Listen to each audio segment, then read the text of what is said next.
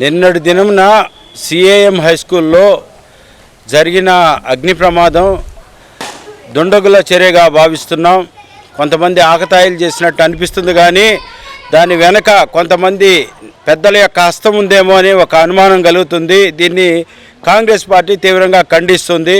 ఎన్నో లక్షల మందికి విద్యాబుద్ధులు నేర్పించినటువంటి ఈ సిఎం హై స్కూల్ 100 సంవత్సరాలు దాటి సేవలు అందిస్తే ఈరోజు ఆ యొక్క ల్యాబొరేటరీ, ఆ పెద్ద టేకు సంబంధించిన అన్ని ఆ బెంచెస్లన్నింటినీ కూడా తగలబెట్టడం, ఆ బిల్డింగ్ అంతా తగలబెట్టడం అమానుషమైన చర్య. ప్రజలందరూ దీన్ని ఖండించాలి ఖచ్చితంగా.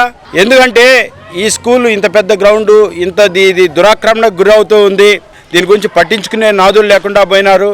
హైకోర్టు పక్కన దీన్ని రివైవ్ చేయండి అని చెప్పేసి చెప్తున్నా కూడా ఎవరు పట్టించుకోలేని పరిస్థితి ఏర్పడింది. ఈరోజు మేము గవర్నమెంట్ కూడా తెలియజేస్తున్నాం, ముస్లిం సోదరులకు వక్ఫ్ బోర్డు ఉంది.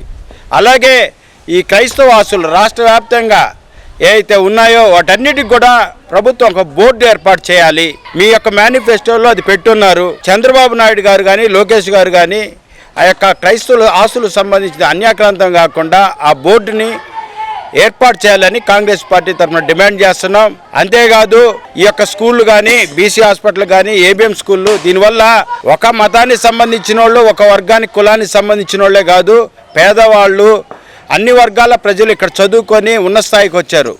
ఓల్డ్ స్టూడెంట్స్ ఆర్గనైజేషన్ కూడా ఉంది. అందరూ ముందుకు రావాలి. ఈరోజు నారాయణ గారు పాటుపడిపోయినటువంటి విఆర్ఐ స్కూల్ని రివైవ్ చేసినాడు, సిఎస్ఆర్ ఫండ్లని కలెక్ట్ చేసి.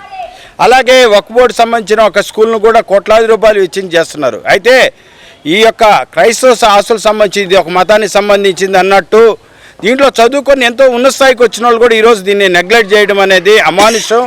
ఇది అందరి పౌర సమాజాన్ని, ఇది నెల్లూరు ప్రజలది, ఒక వర్గానికి సంబంధించింది కాదు.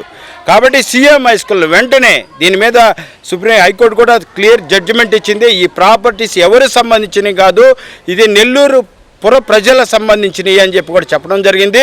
కాబట్టి ఎట్లాంటి కోర్టు అడ్డంకులు కూడా ఏమీ లేవు.